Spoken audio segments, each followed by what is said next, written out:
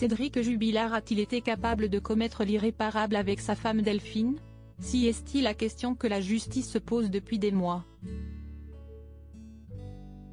En juin 2021, elle a décidé d'incarcérer de façon provisoire le mari de la disparue du Tarn, estimant avoir suffisamment d'éléments à charge pour l'isoler durant la poursuite de l'enquête. Depuis, le couple qu'il formait avec la mère de ses 2 enfants, Louis Elia, est passé au peigne fin.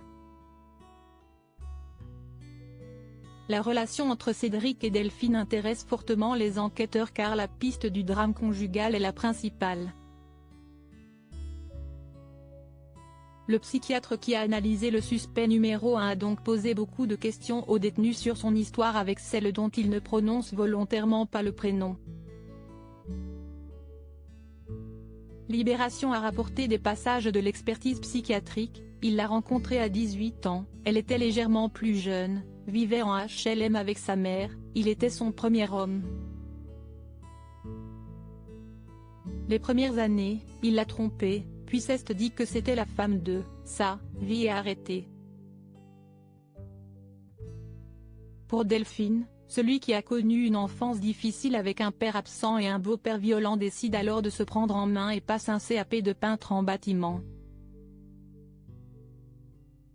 Mais s'il a pu enchaîner les chantiers et construit leur maison, il dilapide l'argent dans son addiction au cannabis et les jeux en ligne. Si est donc sa femme qui assure la stabilité financière avec son métier d'infirmière de nuit et leurs travaux ne sont pas achevés, laissant le sentiment à Delphine d'une vie de bidochon.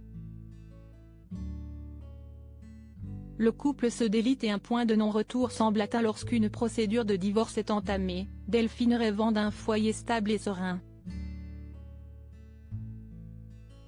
Parallèlement, elle a rencontré un autre homme via un site de rencontre. Et son couple secret avec son amant de Montauban n'est pas une courte liaison mais une véritable histoire d'amour avec un futur, l'espoir d'une meilleure existence.